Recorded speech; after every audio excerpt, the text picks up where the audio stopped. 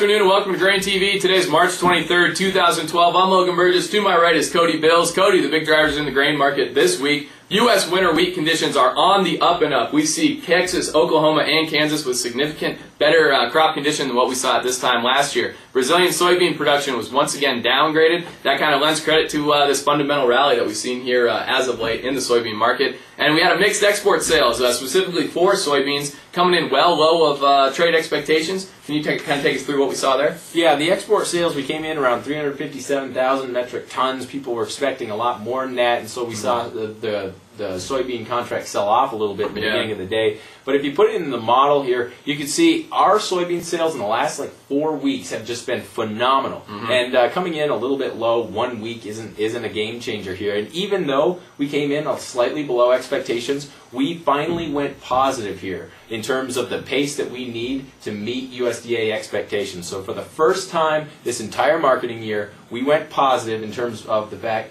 that we are ahead of pace to meet USDA expectations. Certainly, Cody. Well, how do we see it kind of play out in Chicago here? Well, we did see the grains kind of take a breather here. Soybeans really on a run as of late on the heels of those excellent export sales that we've seen in the last 3 to 4 weeks, as you mentioned before. Corn, the leader to the downside, down 26 3/4 cents on that May contract. Kind of interesting to note here. Last week, grains were way up across the board, and we really saw those new crop contracts lag behind those old crop contracts, specifically for May delivery. As you can see here, kind of a different story. New crop actually sustained smaller losses than what those front months did this week, so that's kind of interesting to note here. Another big thing that people are watching, a big ratio right now, is that November soybean delivery, December corn delivery spread.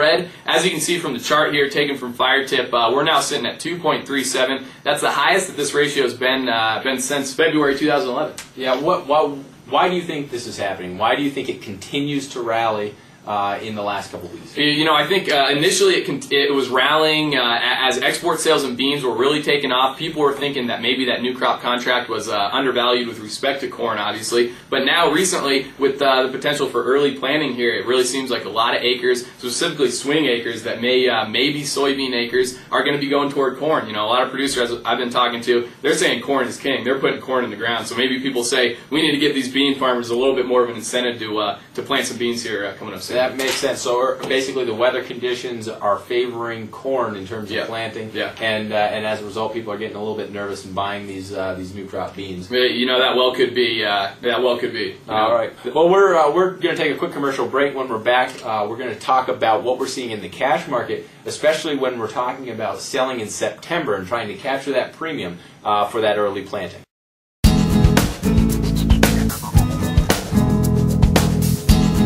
I'll have to be honest with you. First thing I'm going to mention right up front is it's free. I like the service when it's free because you can tie up a lot of money in different services, and from experience I found out that sometimes you can pay a lot of money and you may not be getting that much out of it. And welcome back to GrainTV. Cody here at Grain Hedge. We have a wealth of cash market intelligence. I know that you looked at some premiums between a September and an October cash delivery. Can you take us through what we're seeing here? Yeah, it seems like the theme in the market right now has been a lot of talk about the weather being very positive, people being able to get out and plant early and maybe even capture that September premium instead of delivering in October or November when they typically would.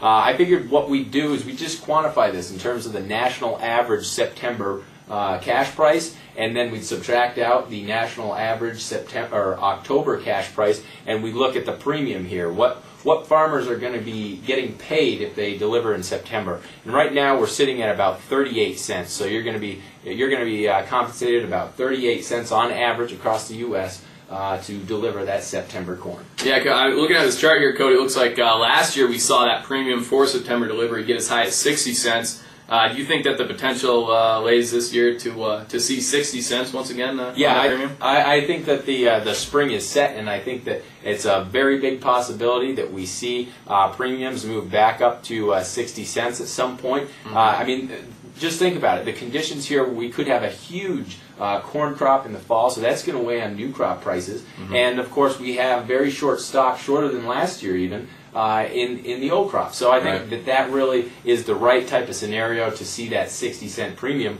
early on in the summer. Now, there are risks if you're trying to go out there and sell some September corn. Yeah. One for me is the forward contract risk. You know, how are you going to lock in this premium? And if you do lock it in using a forward contract, what if that early planting, what if we get a late freeze or even a typical freeze? That may hurt your crop when it's emerging, and you may not be able to get your hands on the grain in September when you need to meet that forward contract obligation. So that's one risk. The other is we're going to be planting potentially, forecast right now about 95.5 million acres. Yeah. So the possibility of not being able to get your hands on seed if you have to replant is a serious concern. So there are risks out there. You may have to dry your corn. You may take a yield drag planting the earlier variety. So there's a lot of risks out there. You need to make sure that this 38 cents is really going to compensate you for the risks you're taking on. Yeah, certainly. Well, if you have a question about kind of the cash market situation we just outlined here, certainly give us a call at the office here. We'll walk you through that. Kind of turning over to Fire Tip here. Let's take a look at what we saw in today's action. As you can see here on the Fire Tip platform, we saw May corn trade higher 1 3/4. Actually, watching corn right into the close there, it was trying to go negative, but buyers came in and said, no, not on this Friday afternoon, buddy. So we traded back up to around 646 1/4.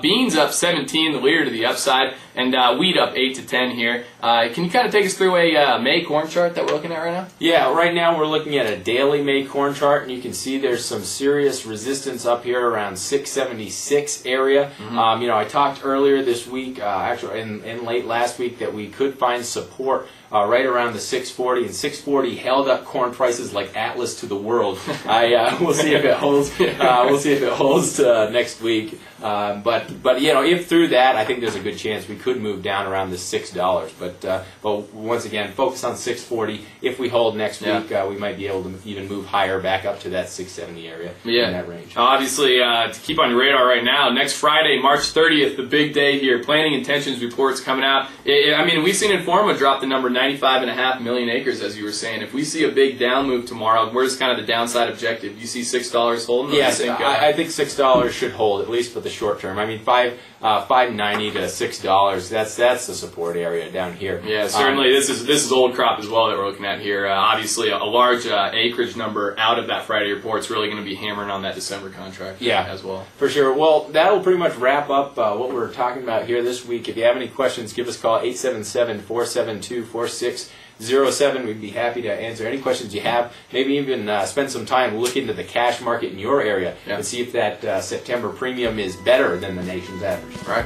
Have a great weekend.